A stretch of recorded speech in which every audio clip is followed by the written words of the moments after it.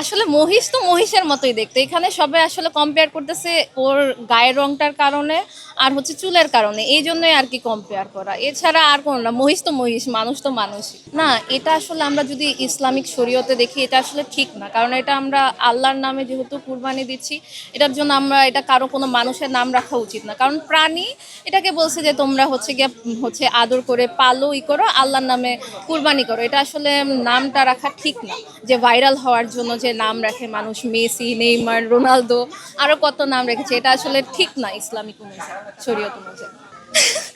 অনেকেরই তো দেখলাম যে অনেক দেশেরই হচ্ছে গিয়া প্রাইম মিনিস্টারের নাম রেখেছে, তারপরে নেতাদের নাম রেখেছে।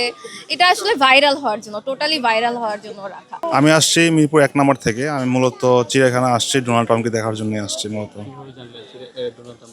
এটা আপনাদের এই যে বিভিন্ন নিউজের মাধ্যমে জানছি, এবং এটা তো এখন ওয়ার্ল্ড ওয়াইড ভাইরাল।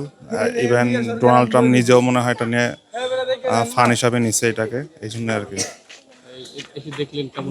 হ্যাঁ, ভালো লাগলো। এটা একটু ডিফারেন্ট টাইপের মহিষ, এরকম মহিষ আগে কখনো দেখি নাই। হ্যাঁ, চুলের কারণে এবং গায়ের রঙের কারণে অনেকটা সাদৃশ্য আছে। এবং তো চিড়িয়াখানায় রেখে দেওয়া হয়েছে এটাকে আসলে আপনারা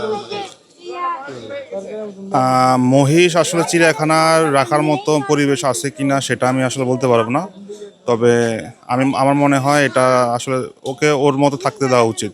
এই এই যে এই জায়গাটা কি নতুন কিছু নাম দেওয়া প্রস্তাবনা আপনারা চান?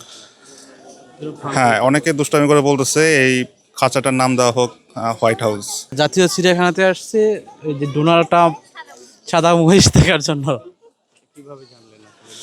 না, গতকালকে যে গণমাধ্যমে বিভিন্ন ফেসবুক বা বিভিন্ন মিডিয়াতে দেখলাম যে এখানে নিয়ে আসছে, তার কারণে আমরাও আসছে দেখার জন্য।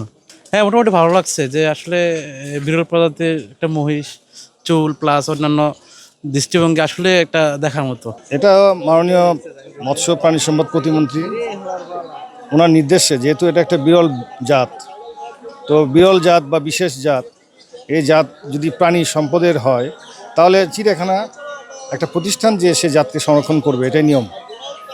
সেই নিয়মের কারণেই কর্তৃপক্ষ আমাদেরকে এই মহিষটা চিড়িয়াখানাতে লালন পালনের নির্দেশ দিয়েছেন।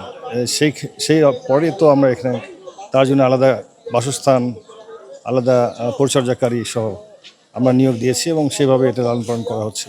এটা তো গৃহপালিত প্রাণী, ফরস্টমাক। গরু যেভাবে লালন পালন করা হয় সেভাবে এরা ভুসি, ছোলা, সয়াবিন, কাঁচা ঘাস, খড় এগুলো খায়। ওজন অনুযায়ী আমরা সেগুলো দিচ্ছি।